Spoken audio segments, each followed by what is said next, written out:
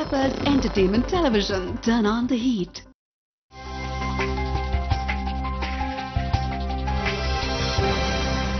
அன்பார்ந்த பெப்பர்ஸ் தொலைக்காட்சி நேயர்களுக்கு இனிய காலை வணக்கம். இந்த ஜெய வருடம் பெப்பர்ஸ் தொலைக்காட்சி நேயர்கள் அனைவருக்கும் அனைத்து ஜெயங்களும் சித்திக்க வேண்டும், எல்லா வளங்களும் கொடுக்க வேண்டும் என்று பெப்பர்ஸ் தொலைக்காட்சி சார்பாக வாழ்த்துக்களை தெரிவித்துக் கொள்கிறோம்.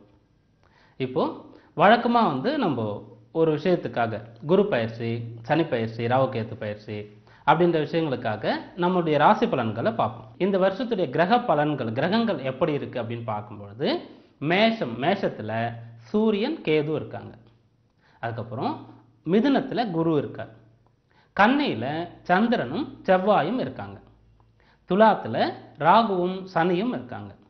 கும்பத்துல சுக்கிரனும் மீனத்துல புதனும் இருக்காங்க. இந்த வருஷம் ஹஸ்தம் நட்சத்திரம் கன்னி ராசியில பிறக்குது. அப்போ கன்னி ராசிக்கு 8ஆம் வீட்டுல சூரியன் மறைகிறார். மேலோட்டமா பார்க்கும்போது சூரியன் பலம் இல்லை. அடுத்தபடியா சந்திரன் பார்த்தீங்கன்னா செவ்வாயோட சேர்ந்து கன்னியில இருக்கார்.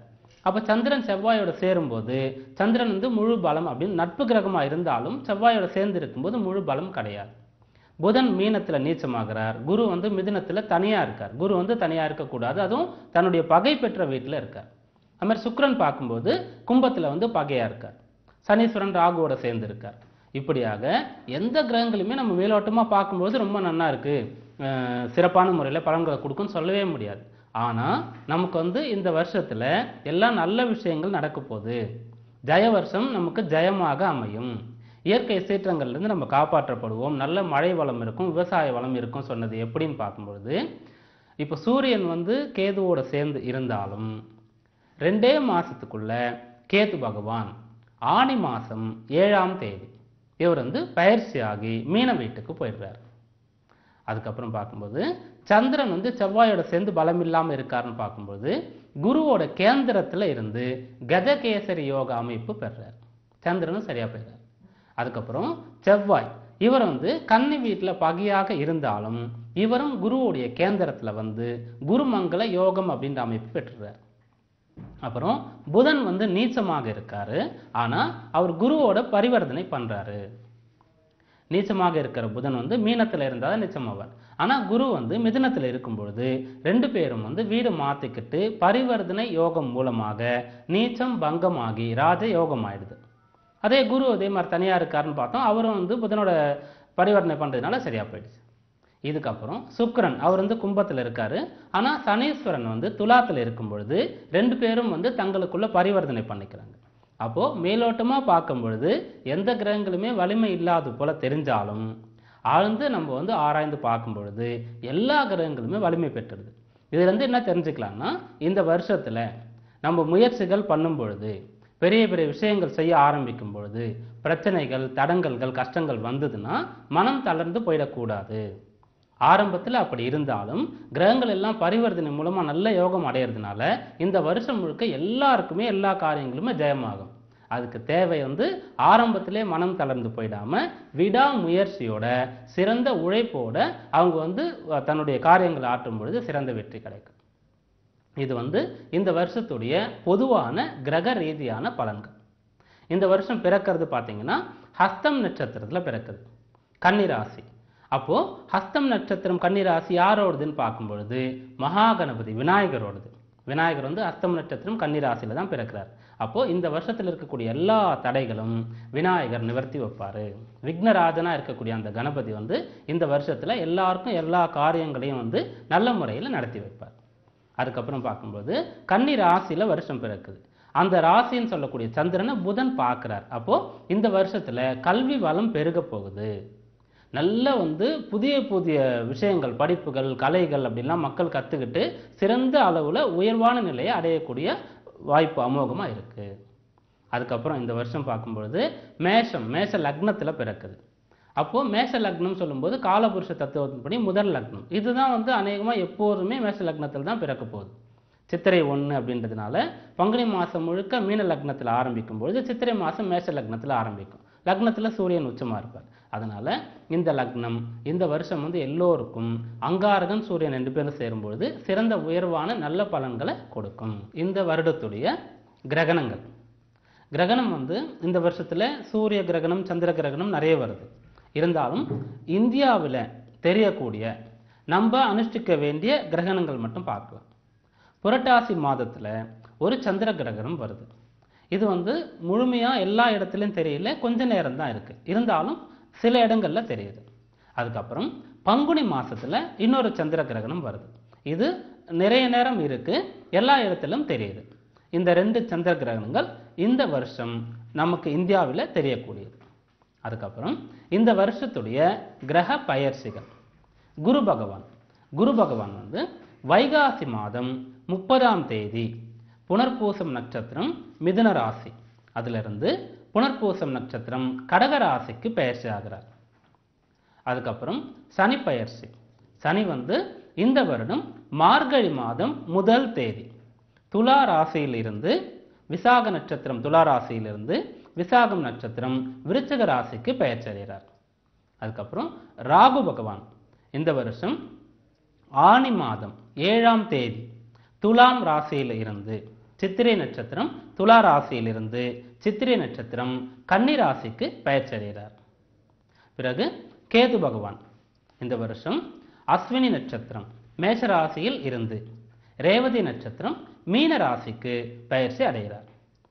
இப்படியாக இந்த வருஷத்துல ஆண்டுக்கோள்கள்னு சொல்லக்கூடிய முக்கியமான குரு 1 வருடம், ராகு கேது 1.5 வருடம், சனி 2.5 வருடம், இந்த 4 கிரகங்களுமே பயிற்சி ஆகிறதுனால எல்லோருக்குமே கஷ்டமா இருக்கிற எல்லோருக்குமே நல்ல பலன்கள் கிடைச்சு இந்த வருஷம் வந்து எல்லோருக்கும் எல்லா காரியங்களும் ஜெயமாகும்.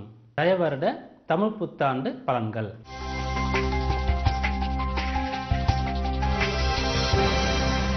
மேஷ ராசிக்கு வருடம் ஆரம்பிக்கும் போது ராசியில் கேது, 7ஆம் இடத்தில் ராகு சனியோடு சேர்ந்து, 3ஆம் இடத்துல குரு, ராசிநாதன் சொல்லக்கூடிய தன்னுடைய பகை வீடு கன்னிமனையில 6ஆம் வீட்டில் இருக்கார். நீச்சம் பெற்ற புதன் தன்னுடைய வீட்டில் இருக்கக்கூடிய அங்காரகனை பார்க்கிறார். வருஷம் ஆரம்பிக்கும் போது சுமாரான பலன்கள்ல இருக்கு.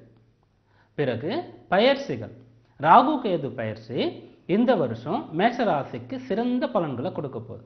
ஆனி மாசம் 7ஆம் தேதி வரக்கூடிய ராகு கேது பயிற்சி. கேது ராசியிலிருந்து விடுதலையாகி 12ஆம் வீட்டுக்கு போறதும், 7ஆம் இடம் சொல்லக்கூடிய கெண்டஸ்தானத்திலிருந்து ராகு விடுதலையாகி 6ஆம் இடத்துக்கு வர்றதும் சிறந்த பலன்களை கொடுக்கும்.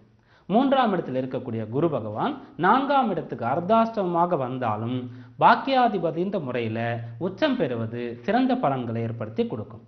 7ஆம் இடத்தில் இருக்கக்கூடிய சனி பகவான் 8ஆம் இடத்துக்கு வரப்போறார்.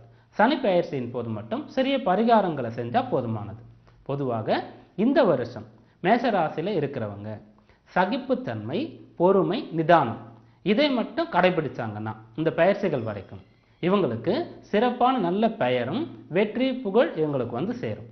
மேஷராசி இருக்கிறவங்க இந்த வருஷம் செய்ய வேண்டிய பரிகாரம், வணங்க வேண்டிய கடவுள், இவங்க பரிகாரம் அப்படின்ற முறையில் திருநள்ளாறு சனீஸ்வர பகவான் போய் தரிசித்துட்டு வர்றது, தினமும் காலையில் சூரிய நமஸ்காரம் செய்யறது. இதை செய்யும் பொழுது இந்த ஜெய வருஷத்துல எல்லா காரியங்களும் ஜெயமாகும்.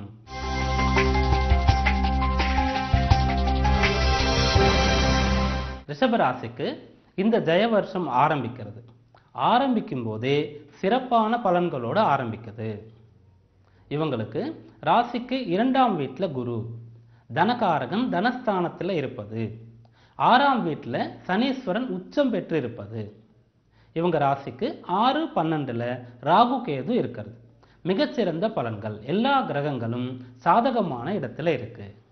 அது மட்டும் இல்லாம இந்த வருஷம் ஆரம்பிக்கும் பொழுது ராசியாதிபதி சொல்லக்கூடிய சுக்கிரன் ராசிக்கு 10ஆம் வீட்டில், சுபகிரகம் 10ஆம் வீடு தசம கேந்திரம் ஏறினாலும் அவரு உச்சம் பெற்ற சனீஸ்வரனோட பரிவர்த்தனை பண்ணி இருக்கிறதுனால 6, 10 2 ஸ்தானம் சம்பந்தப்படும் போது மிகச்சிறந்த யோகம்.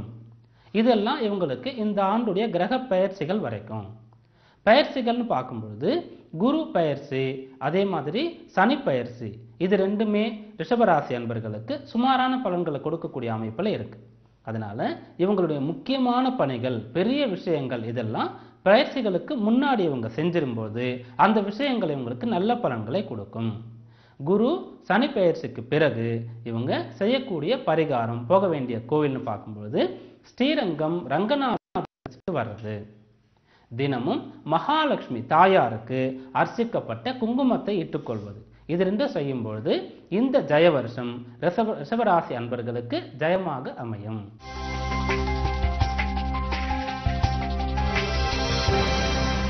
மிதுன ராசி இருக்கிறவங்களுக்கு இந்த வருஷம் பிறக்கும் பொழுது ராசியில குரு, ஜென்ம குரு, 5ஆம் இடத்துல சனி ராகு, 11ஆம் இடத்துல கேது. கிரகங்கள் இவங்களுக்கு சாதகமான இடங்கள்ல இல்லை. அதே மாதிரி வருஷம் ஆரம்பிக்கும் பொழுது சந்திரன் 4ஆம் இடத்துல இருக்காரு. ஆனாலும் இவங்களுடைய ராசியாதிபதினு சொல்லக்கூடிய புதன் 10ஆம் இடத்துல நீச்சமானாலும் ராசியில் இருக்கக்கூடிய குருவோடு சேர்ந்து பரிவர்த்தனை ஆகிறதுனால எல்லா பிரச்சனைகளையும் இவங்களால எதிர்த்து வெற்றி கொள்ள முடியும். இவங்களுக்கு தேவை எல்லா விஷயங்களையும் முதல்ல எடுக்கும் போதே நமக்கு வெற்றி கிடைச்சிடணும் அப்படின்ற எண்ணத்தை மாத்திக்கிட்டு, ஏன்னா மிதுன ராசின்னு சொல்லும்போது அவங்க ஒரு விஷயத்தை திட்டம் தீட்டி செய்வாங்க. அப்படி இருக்கும்போது நம்ம போட்ட திட்டம் வெற்றி அடையணும், உடனே பழிக்கணும் எதிர்பார்க்காம இந்த வருஷம் இப்ப இருக்கக்கூடிய கிரகங்கள் நமக்கு சாதகமா இல்லை அப்படின்ற தெரிஞ்சுக்கிட்டு நிதானமான மனப்போக்கு கடைபிடிக்கணும். கிரக பயிற்சிகளுக்கு அப்புறம் குரு பகவான் 2ஆம் இடத்துக்கு உச்சம் பெற போகிறாரு. இதுவரைக்கும் 5ஆம் வீட்டில் இருந்த சனீஸ்வரன் 6ஆம் வீட்டுக்கு சிறப்பான பலன்களை கொடுக்க போறார். கிரக பயிற்சிகளுக்கு அப்புறம் மிதுன ராசி அன்பர்களுக்கு இந்த ஜெய வருஷம் மிகச் சிறப்பான வருஷமாக அமையும் அப்படின்றதுனால எந்த சந்தேகமும் கிடையாது. இவங்க செய்ய வேண்டியது திருவெண்காடு புதனுடைய ஸ்தலத்துக்கு போய் தரிசனம் பண்ணிட்டு வர்றது, தினமும் மகாவிஷ்ணுக்கு அர்ச்சித்த துளசியை தன்னோடு வைத்துக் கொள்வது. இதை செய்யும் பொழுது இந்த ஜெய வருஷம் மிதுன ராசி அன்பர்களுக்கு ஜெயமாகும்.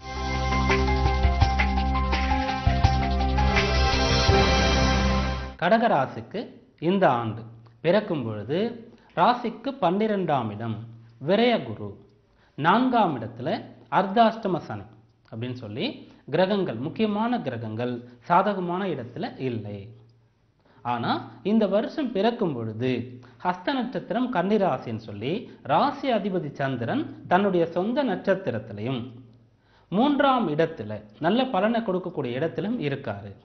இருந்தாலும் அவர் நீச்சனோட பார்வையை பெறுவதும் அங்காரகனோடு சேர்ந்து இருப்பதும் சற்று பலம் குறைவு. கடகராசியில் இருக்கிறவங்க இந்த வருஷம் அவங்களுடைய மனம் கொந்தளிப்பு அப்படின்ற ஒரு நிலைக்கு போகாத அளவுக்கு ஒரு விஷயத்தை சட்டுன்னு முடிவு பண்றது, உடனே கோபப்படுறது போன்ற விஷயங்கள் கம்மி பண்ணிக்கணும். மனசை ரொம்ப ரிலாக்ஸா அமைதியாக வச்சிருக்கணும்.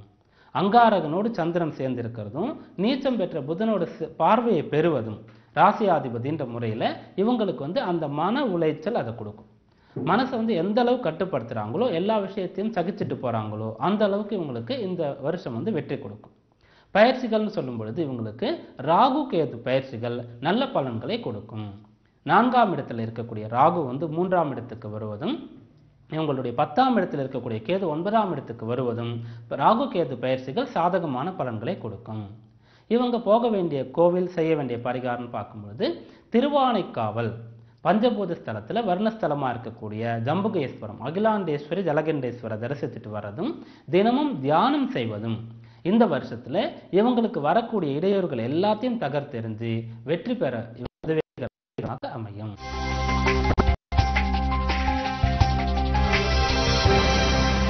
சிம்ம ராசிக்கு இந்த ஆண்டு பிறக்கும் பொழுது சிறந்த பலன்களோட கிரகங்கள் நல்ல இடத்துல இருக்கக்கூடிய தன்மையில பிறக்குது. ராசிக்கு 11ஆம் இடத்துல குரு, 3ஆம் இடத்துல சனி. இது ரெண்டும் சிம்ம ராசிக்கு இவ்வளவு நாளா நல்ல பலன்களை கொடுத்துட்டு இருக்கு. இந்த வருஷம் பிறக்கும் பொழுது இவங்களுடைய நட்பு கிரகமா இருக்கக்கூடிய சந்திரனுடைய நட்சத்திரத்துல, ஹஸ்தம் நட்சத்திரத்துல வருஷம் ஆரம்பிக்கிறது. ராசிநாதன் சூரியன் உச்சம் பெற்று இருக்கிறது. இது ரெண்டும் நல்ல விஷயங்கள் அப்படின்னு சொன்னாலும் சூரியன் உச்சம் பெற்றாலும் அவரோடு சேர்ந்து கேது இருப்பது, இவருடைய நட்பு கிரகமான சந்திரனுடைய நட்சத்திரத்துல நாள் ஆரம்பிக்கிறது. இருந்தாலும் அவர் விரையாதிபதி அப்படின்ற முறையில இவைகள் ரெண்டும் இவங்களுக்கு சிறப்பான பலன்கள் ஒரு விஷயத்தை நேரடியா கொடுக்காம மற்றவங்க மூலமா கொடுக்க வைக்கக்கூடிய அமைப்பு இருக்கு. இந்த வருஷத்துடைய பயிற்சிகளையும் இந்த வருஷத்துடைய பயிற்சிகளும் இதே விஷயத்தை தான் சொல்லுது. எப்படின்னு பார்க்கும்பொழுது சிம்ம ராசிக்கு பூர்வ புண்ணிய ஸ்தானத்துக்கு உண்டான அதிபதி குரு பகவான் உச்சம் பெற்றாலும் 12ஆம் வீட்டுக்கு உச்சம் பெறுகிறாரு. இது நாள் வரைக்கும் 3ஆம் இடத்தில் இருக்கக்கூடிய சனீஸ்வரன் 4ஆம் இடத்துக்கு வராரு. அப்போ இவங்களுடைய காரியங்கள், இவங்களுடைய வேலைகள், அதுக்கெல்லாம் இவங்களுக்கு திறமை இருந்தாலும், சரியாக தெரிந்தாலும் மற்றவர்களுடைய உதவி தேவைப்படும். அதனால சிம்மராசி அன்பர்கள் மற்றவர்களோடு நன்றாக பழகி, அவங்கக்கிட்ட ஈகோலாம் பார்க்காம எல்லோரையும் சாதகமாக நண்பர்களாக வச்சுக்கிட்டு தங்களுடைய காரியங்கள் முயற்சி பண்ணும்பொழுது இந்த வருஷம் எல்லா காரியங்களையும் ஜெயம் கிட்டும். இவங்க செய்ய வேண்டிய பரிகாரம், பிள்ளையார்பட்டி சென்று மகா கணபதி ஒரு நாள் பிரார்த்தனை பண்ணிட்டு வர்றது, ஞாயிற்றுக்கிழமை ராகு காலங்களில் சிவாலயம் போயிட்டு வருது செய்யும் பொழுது இந்த வருஷம் சிறப்பான வருஷமாக இருக்கும்.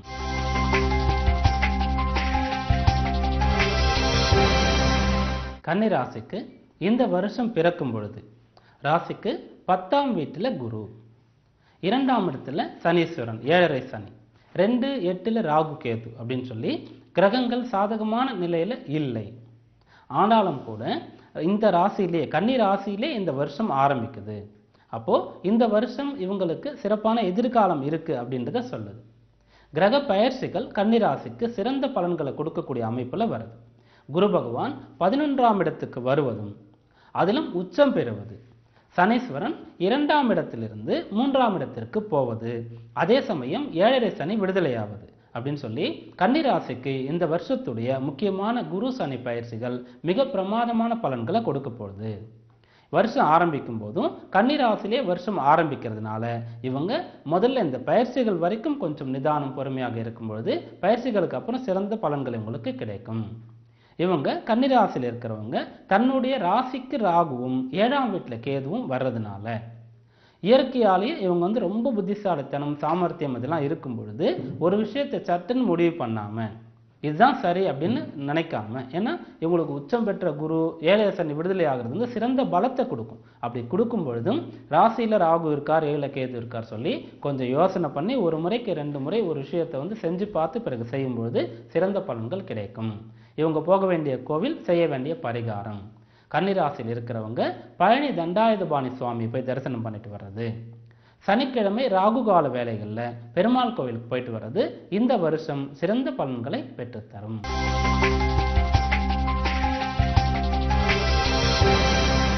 துலா ராசிக்கு இந்த வருஷம் ஆரம்பிக்கும் பொழுது ராசியில ஜென்ம சனி கூட சேர்ந்து ராகு, கெண்டஸ்தானம் சொல்லக்கூடிய 7ஆம் இடத்துல கேது, இப்படி இருந்தாலும் 9ஆம் இடத்துல குரு இருந்து ராசியை பார்ப்பதனால ஜென்ம சனி, ராகு கேது இவங்க எல்லார்கிட்ட இருந்தும் துலா ராசி பிரச்சனைகள் எல்லாம் அவங்களுக்கு தகர்த்தெறியப்படுது.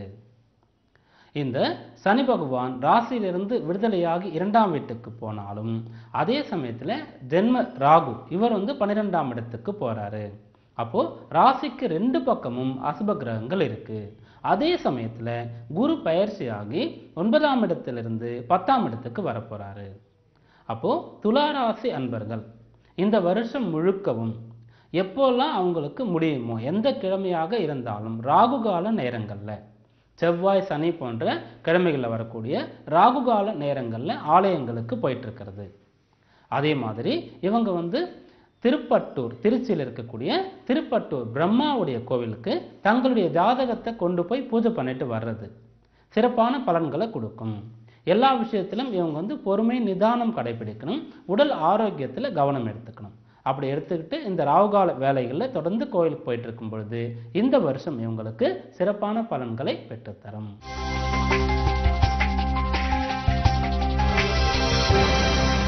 விருச்சிக ராசிக்கு வருஷம் ஆரம்பிக்கும் போது அஷ்டம குரு, விரய சனி அப்படின்னு சொல்லி கிரகங்கள் சாதகமாக இல்லை அப்படின்னாலும் 2 மாசத்துல வரக்கூடிய குரு பயிற்சி பாக்கியஸ்தானத்துக்கு தன பூர்வ புண்ணியாதிபதி பாக்கியஸ்தானத்தில் உச்சம் பெறுவது, 12ஆம் இடத்துல விரய சனியா இருக்கக்கூடிய சனி பகவான் இந்த வருஷத்துல மார்கழியில் பயிற்சி ஆகிறது.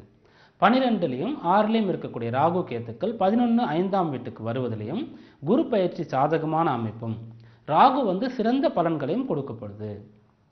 விருச்சிக ராசி இருக்கிறவங்க ராசியில சனி வரும் வரைக்கும் மிகச்சிறந்த பலன்கள், இவங்களுடைய ஆசைகள், எண்ணங்கள் நிறைவேறுவது போன்ற நல்ல விஷயங்கள் எல்லாம் நடக்க போகுது.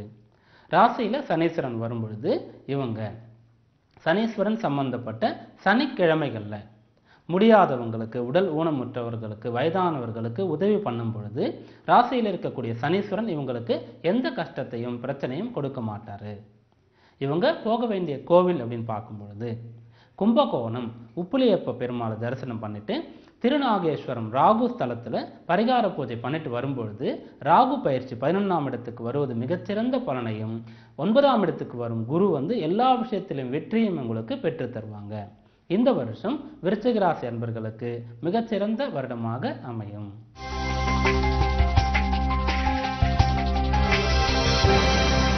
தனுசு ராசிக்கு இந்த வருஷம் ஆரம்பிக்கும் போது 7ஆம் இடத்துல குரு 11ஆம் இடத்துல சனி ராகு மிகச் சிறப்பாக இந்த வருஷம் ஆரம்பிக்குது. இவங்களுக்கு வாய்ப்புகள் தேடி வரும். அந்த வாய்ப்பை பயன்படுத்திக்கிட்டால் மட்டும் போகிறோம், வெற்றி அடைஞ்சிடலாம் அப்படின்னு சொல்லி இந்த வருஷம் ஆரம்பிக்கும் போது ரொம்ப சிறப்பாக ஆரம்பிக்குது. 10ஆம் இடத்துல சந்திரனோடு சேர்ந்து குரு ராசியை பார்க்கறது, சந்திரன் செவ்வாய் போன்ற கிரகங்களுடைய கேந்திரத்தில் இருக்கிறது அப்படின்ற நல்ல விஷயங்கள், ஜீவனஸ்தானாதிபதியோட புதனோட குரு பரிவர்த்தனை பண்ணியிருக்கிறதுன்ற மிகச்சிறப்பான விஷயங்களோட இந்த வருஷம் ஆரம்பிக்குது. பயிற்சிகள் பார்க்கும் பொழுது 11ஆம் இடம் லாபஸ்தானத்தில் இருக்கக்கூடிய சனி பகவான் 12ஆம் இடத்துக்கு வருவது, 7ஆம் இடத்தில் இருக்கக்கூடிய குரு பகவான் 8ஆம் இடத்துக்கு வருவது, பயிற்சிகள் இவங்களுக்கு சாதகமாக இல்லை.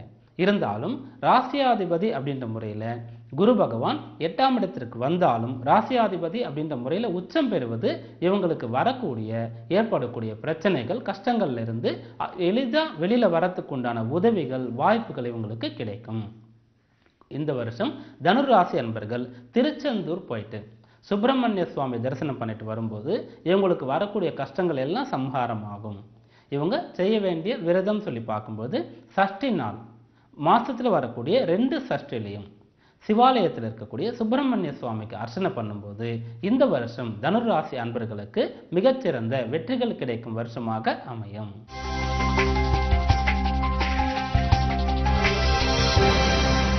மகர ராசிக்கு வருஷம் ஆரம்பிக்கும் போது 6ஆம் இடத்துல குரு, 10ஆம் இடத்துல சனி ராகு, 4ஆம் இடத்துல கேது, பயிற்சிகள் மிகச் சிறப்பாக இவங்களுக்கு அமைப்போது.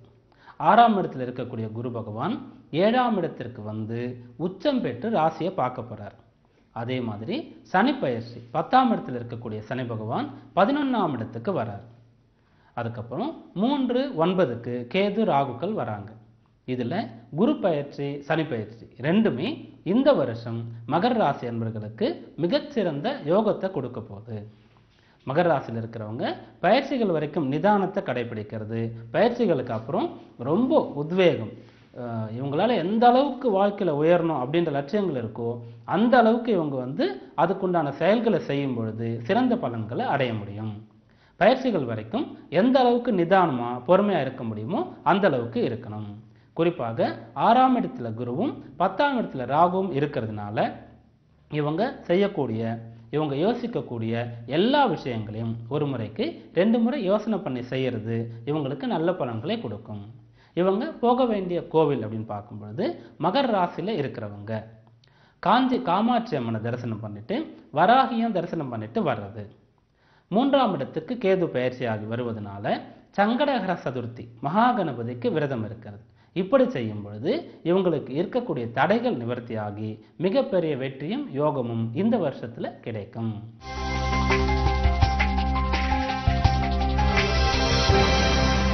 கும்பராசிக்கு இந்த வருஷம் பிறக்கும் பொழுது 5ஆம் இடத்துல குரு இருக்கிறது சாதகமான அமைப்பு. கன்னி ராசியில வருஷம் பிறக்கிறதுனால கும்பத்திற்கு சந்திராஷ்டமத்துல வருஷம் பிறக்குது. அதே மாதிரி 3-9 இருக்கக்கூடிய கேது ராகுக்கள் 2-8ஆம் வீட்டுக்கு வர்றது. 9ஆம் வீட்டில் ஸ்தான பலம் இல்லை அப்படின்னாலும் சனீஸ்வரன் ராசியாதிபதி அப்படின்ற முறையில் உச்சம் பெற்று இருக்காரு. இவர் 10ஆம் இடத்துக்கு வருவது. 5ஆம் இடத்துல இருக்கக்கூடிய குரு பகவான் 6ஆம் இடத்துக்கு வருவது அப்படின்னு சொல்லி இந்த வருஷத்துடைய பயிற்சிகள் இவங்களுக்கு சாதகமா இல்லை. வருஷம் ஆரம்பிக்கும் போது குரு பகவான் சாதகமா இருக்கிறதுனால வருஷ ஆரம்பத்திலேயே இவங்களுடைய முக்கியமான பெரிய விஷயங்கள் எல்லாத்துக்கும் இவங்க முயற்சி பண்ணும் பொழுது அது வெற்றி பெற்று இந்த வருஷம் முழுக்க அவங்களுக்கு பலன்களை கொடுக்கும். இந்த ஆரம்பிச்சதுக்கு அப்புறம் பயிற்சிகள் இவங்களுக்கு சாதகமா இல்லாததுனால கும்பராசியில இருக்கிறவங்க ராமேஸ்வரம் சென்று அக்னி தீர்த்தத்துல நீராடி திருப்புல்லானி தர்பசயன பெருமாளை சேவிச்சுட்டு வந்துட்டாங்கன்னா இவங்களுக்கு பெரியோர்களோட கடவுளுடைய அனுகிரகத்தினால இந்த வருஷத்துல ஏற்படக்கூடிய இவங்களுக்கு வரக்கூடிய கஷ்ட நஷ்டங்கள் எல்லாவற்றிலும் இருந்து எதிர்நீச்சல் போட்டு இவங்க வெற்றி பெற முடியும். இவங்க இந்த வருஷம் முழுக்க சனிவார விரதம் இருந்தாங்கன்னா இவங்களுக்கு சிறப்பான பலன்கள் இந்த ஜெய வருஷத்துல சித்திக்கும்.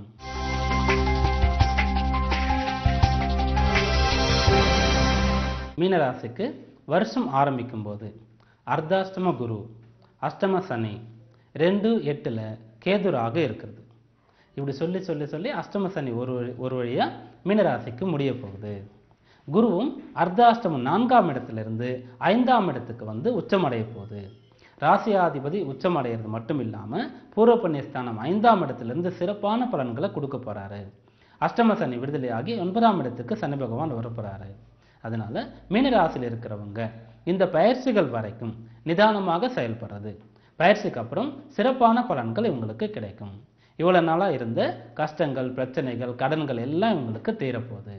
இருந்தாலும் ராசியில கேதுவும் 7ல் ராகுவும் வர்றதுனால இவங்க ஆன்மீக பெரியவர்கள், ஜீவசமாதி அடைந்த முக்தர்கள், மந்த்ராலயம் ராகவேந்திரர், ரமண மகரிஷி, போகர் அப்படின்ற சமாதிகளுக்கு போயிட்டு இவங்க ஒரு நாள் இருந்து தரிசனம் பண்ணிட்டு வரும்பொழுது இந்த வருஷம் இவங்களுக்கு சிறப்பான பலன்கள் சித்திக்கும்.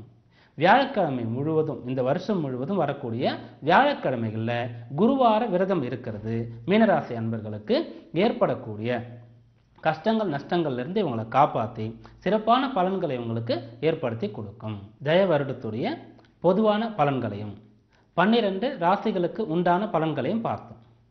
பெப்பர்ஸ் டிவி நேயர்கள் அனைவர்களுக்கும் இந்த ஜெய வருஷத்துடைய தமிழ் புத்தாண்டு நல்வாழ்த்துக்கள். நன்றி, வணக்கம்.